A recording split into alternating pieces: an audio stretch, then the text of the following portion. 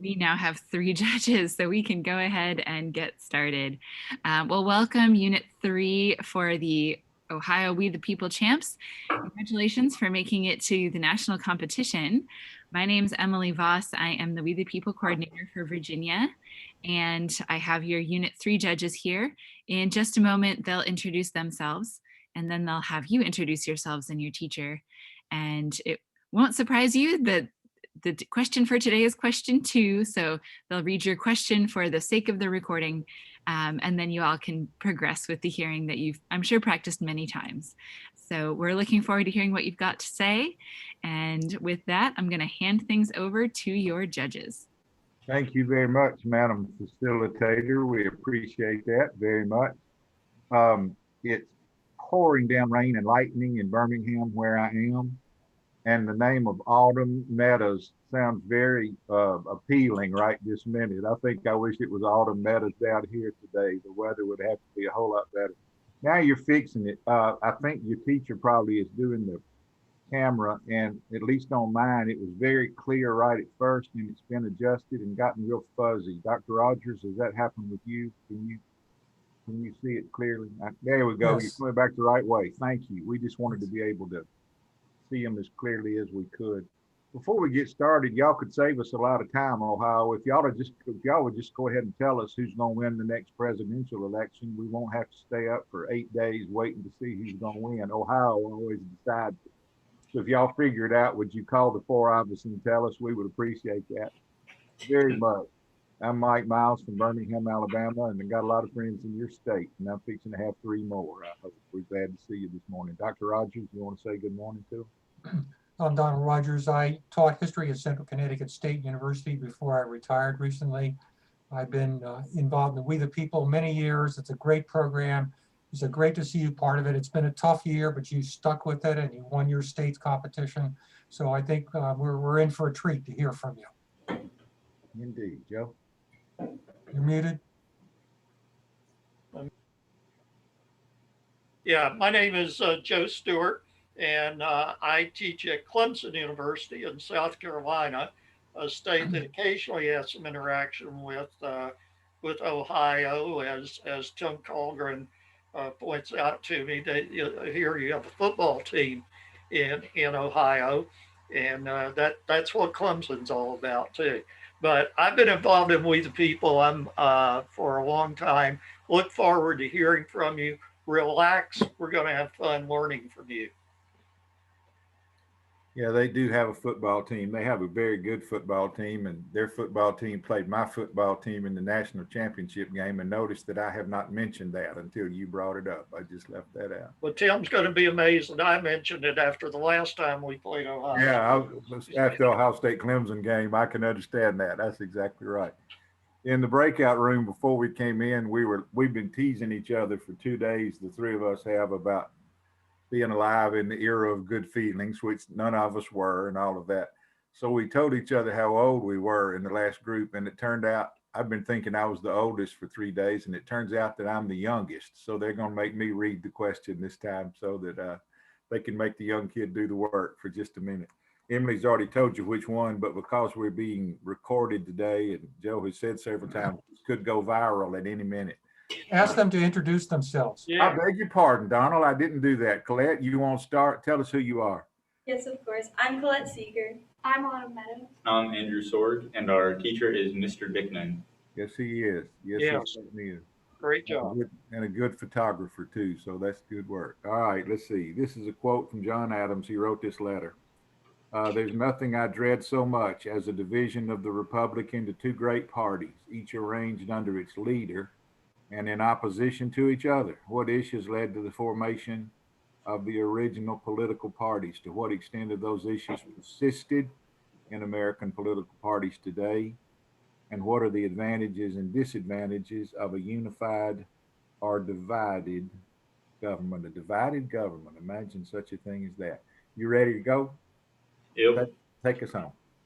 Mr. Chairman, even though framers such as Benjamin Franklin, George Washington, and John Adams warned against the creation of political parties, the belief that a Bill of Rights was needed, differing views over the relationship between the national and state governments, and the economic vision of the country quickly led to their formation. As the Constitutional Convention was drawing to a close, disagreement over the Constitution itself was sowing the seeds for the rise of political parties, as framers such as George Mason called for a Bill of Rights to protect the states and the people against the power of the national government. This idea would face opposition from James Madison, who felt that parchment barriers could not be trusted to protect against the encroaching spirit of power. Speaking on the power the national government should hold, Federalists such as Alexander Hamilton argued that an energetic government was needed in Federalist number 23. However, opposition feared investing too much power into the federal government and instead argued for retaining more power for the states.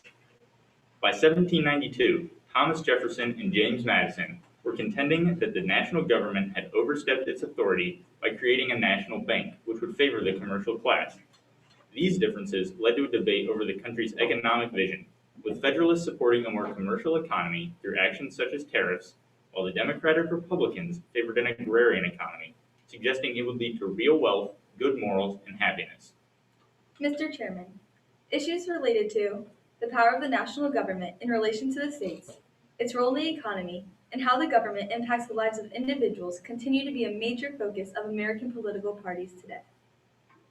While the times have changed, ideological differences over the power of the national government still exist over issues such as taxation, as seen with partisan differences over the Affordable Health Care Act since 2010, and over expanding federal power to areas such as gun control since the passage of the Firearms Control Regulations Act of 1975, along with diverging opinions over extending citizenship with legislation, such as with the bill for the U.S. Citizenship Act of 2021.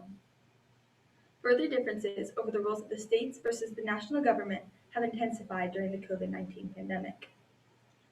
In addition, economic differences remain a key issue, but have shifted from an agrarian versus commercial focus to policy differences over whether the government should stimulate the economy, such as the Trump-era $2.3 trillion 2017 Tax Cut and Jobs Act, or by providing direct relief, as seen with the recent $1.9 trillion COVID relief bill signed by President Biden.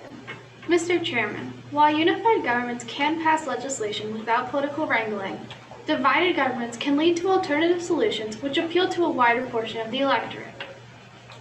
A unified government occurs when one political party holds the majority in both houses of Congress and the presidency, which can give a party the opportunity to pass historic legislation, as seen with the Voting Rights Act of 1965 and the Affordable Health Care Act in 2009. However, one party being in charge can be problematic in that they have to take ownership for their decisions and accept the blame for legislation such as the disastrous Smoot-Hawley tariff in 1930 and Public Law 503 in 1942, which enabled Japanese internment camps.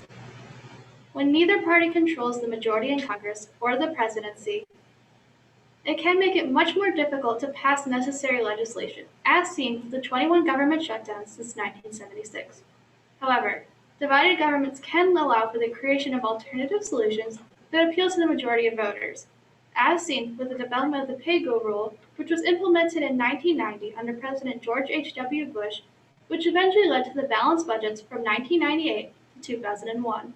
We are now ready for your follow-ups. How about that? And they hit it on the button.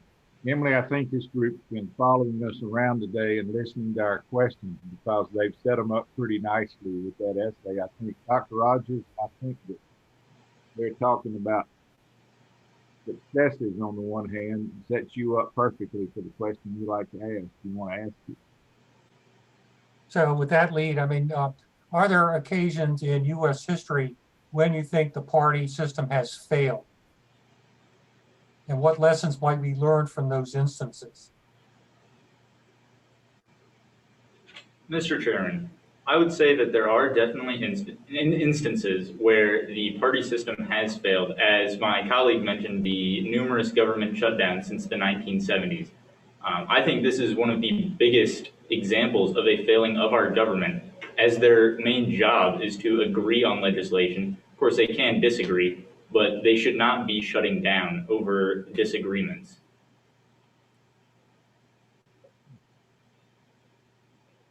Any lessons from that?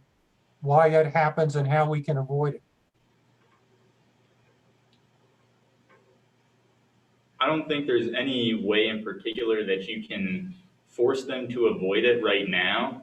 I think lessons that they should be learning is how to work better together to represent their constituents in a way that also benefits the entire country. And I think one of those ways is to keep the government open, which should be their majority focus. But there are some people who are elected with the idea that they want to keep government from doing things. Um, is that a failure of the partisan system, or are there other problems that lead to that? Well, Mr. Chairman, I believe that it depends on the type of legislation that they want to prevent. If it is legislation that could be problematic and affect the American people negatively, such as oppressing minority rights or leading or any sort of legislation that would have the majority party having sort of a totalitarian rule and not really agreeing or, I guess, letting the minority opinion have their say. I do think that it's okay that we have people coming into Congress who are preventing things from getting done when it's legislation that could affect the American people negatively. In one of your parts of the essay, or maybe it was responding to Dr. Rogers, you talked about representing their constituency. I always am troubled about who their constituency really is. I guess poetically and reading the Constitution, their constituency is the people that live in the district or the state or the country that elected them. But if the debate in the Ohio legislature was about health care and there was a bill up that would affect the price of prescription drugs, and you had taken huge amounts of money from the pharmaceutical companies and the insurance companies and this and that, people that really make their fortune or not by whether there's a cap on how much those drugs can cost in your state. And they have put you there and they have met with you and they have prepared you for the debate. Is your constituency in real fact, in real life, is your constituency the people that live in your district, or is your constituency the people that gave you the money to help you get elected to put you there? Who's your constituency? I think their constituency is still the people, but you do raise a good point in that corporations can often buy politicians in a sense, which I think has been one of the biggest issues since you had the Citizens United versus FEC case, Yeah. Yeah. which allowed that increased corporation spending. And so I do think that they still try to represent the people, but I think they always have, at least in the back of their mind, that these corporations paid for their campaign and paid to get them in. And so in their representation of the people, they might not do the greatest job that they could be doing. So should their political party, whichever one they're in, get involved and say, now, wait a minute, what we're really here to do is thus and such? Or is the political party in the same mind the individual is? The political parties have to raise money too. So are the parties hostage to the contributions like the individual members are, or does the party rise above all? Mr. Chairman, could you repeat that? I think. Sure. It confused me too, so don't worry. The individual person not only had to raise money before, but he or she has to raise money next time. So do the parties. So does the party just get out of the way and let the lobbyists do their work? Or should parties rise above all that and pull people together and go, let's not forget who voted for you? Mr. Chairman, I would say that there's a mix of those ideals in Congress as of right now. You do see strong members of for example, the Democratic Party. We had Congresswoman Alexandria Ocasio-Cortez, who ran a complete grassroots campaign, and she was highly praised for that. And we have Democrats, for example, Joe Manchin, who's running campaigns off of businesses paying for him and corporations. We have the mix of those ideals. But overall, people don't really draw a conclusion about either political party being mainly funded by either grassroots or campaign finances.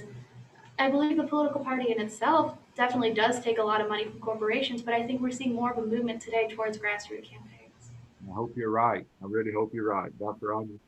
Is one of the problems why the parties misfire sometimes because we're sort of locked into a two-party system. Do you think that a multi-party system would be more responsive to the voters and constituents than a two-party system? Mr. Chairman, I would agree that a multi-party system would be more beneficial in our country, although it may be difficult to administrate on our system now that requires mostly majorities. I would propose to utilize a ranked choice voting system, and perhaps instill a runoff system like Georgia uses if suppose there wasn't an over 50% voting for. Would you want that? Would you want that in Ohio, what he's talking about? Would you want a runoff in Ohio in elections, or is it just, whoever won the first night? I think a runoff election works when there's not a 50% or greater majority vote for any one candidate. I think this helps narrow down, and it helps, like you can see in Georgia, where they might have multiple candidates. It then allows the people who voted for the more fringe candidates that did not receive as many votes Yeah. to really concentrate where they want their representation to come from. I also think a runoff election and that idea increases civic engagement, which is never a bad thing. You're right about that. You're right about that. Um, Emily, where are we? Is that it? That's it. Well, first of all, let us clap for you. That was pretty good. That was really pretty good. And I like the answer at the end. That was good. And Emily, thank you for letting them finish that up. Andrew, I hadn't thought about that. We've talked about third party stuff today, but that if there was a runoff, that would let you risk making a statement the first night. Let's say if you were a Green Party candidate or something, a Green Party follower, you could make a statement the first night and you could make a decision in the runoff. If there was a runoff, you could still play a part in picking the winner, I guess. Those are interesting thoughts. Dr. Rogers, what you think? No, I thought it was a great presentation. I'm the historian in the group, so I like the careful discussion of the origins of the party system between the Hamiltonian wing and the Jeffersonian wing. I liked your discussion of examples of unified government in action and divided government in action. In regard to the failures, there are a lot of them. We might, unfortunately to say, the most notorious might be the Civil War, the election of 1860, that was shortly followed by the Civil War. But the shutdown's a good example, of party system not working. I would have liked to heard a bit there more about what might be a solution to that. Might there need to be a change in political culture, to stress the need for cooperation and negotiation more than putting party first. I like the answer to the multi-party system question. And so a lot of good thoughts, and there's so many thoughts that we can continue on as a sign of a good presentation. Amen. Joe? Yeah, I agree. And there are three major points that I came out with where I wish we could talk about some more. You talked about the kind of issues where the parties differ: taxation, gun control, things of that nature. As you continue your thinking about this, think about, is it the question of should government authority be used, or how should government authority be used? Because it seems to me that both parties are quite willing to have government exercise power, but they would disagree on how it should be exercised. Second issue to think about is party control of candidates. As you were discussing the response to Judge Miles' question, remember that we've moved, and you know this well when from Ohio or just keeping up with presidential races, we've moved to nominations by primaries. And so political parties may not have a whole lot of control over who runs under their banner. In Judge Miles' state, the that had the question of Roy Moore, who, as he's pointed out, has been in and kicked out of office several times, but the voters keep putting him in primaries. I lived in Louisiana once where the Republican Party nominated a Klansman, David Duke, to office, and the state Republican Party said, "Oh no, don't vote for the candidate who's on the ballot under our banner there." So that the And dynamics. he still won. And he still won. Well, not in that race. Oh, that one? Okay. Yeah, he lost that. And then finally, I really did like your mention of the ranked choice voting, but you wound up going into that and extending that into runoff. Remember, depending on how you set it up, with ranked choice voting, that's sometimes also mentioned as the instant runoff. And so you wouldn't necessarily have to have the runoff. You can use you wouldn't have to have a separate election, which will sometimes lead to lower turnout, which gets at the kind of civic problems that you mentioned. The bottom line on this, I found it very inspirational and edifying in this discussion today. Very good job. Mr. Dickman has once again done a very good job, and you've performed well for him. As he always does. That's right. One of the things, Joe, that you mentioned, and we're here to help you get ready for the next things you'll go through, but the loyalty oath, Joe, is one of the other in the legislative party conferences when they say, if you don't vote for our position on this, no matter whether this helps your district or not, if you don't support the party's position, we'll take you off the committee, is the kind of thing that really does make them forget who the folks are. We asked you our A questions today. Your essay was so good, and your answer to the first question was so good, Dr. Rogers' question, that we had to dig and ask you the best questions we had, and that's a tribute to you. Y'all were so far ahead of us that you even made me restate mine and make it a better question, and I appreciated you doing that. It'll make me be better at that as we go on, and that's a tribute to Mark. I told the last group, and I'll tell you this, political parties are horrible. They're just about as bad a thing as you can think, and they're corrupt, and they follow the money, and they forget the folks that put them there, and all those things. Having said that, go join one. Pick one out that's the closest to your philosophy and join one and get in it, because that's the quickest way to be involved in picking who's going to be running things and to enable you to run things. And I hope that you get in one and can find a way to live in it. Before we leave this screen today and go on a break, there is a distinguished Ohioan who is on the screen with us today. He's blocked out his picture, but he's on the screen with us. Tim Colgreen was active in the We the People program in Ohio, and he did such a great job that the people in Indiana stole him from you. And now he's the state coordinator in Indiana. His main claim to fame is that he was in the Ohio State University marching band. And I think he was.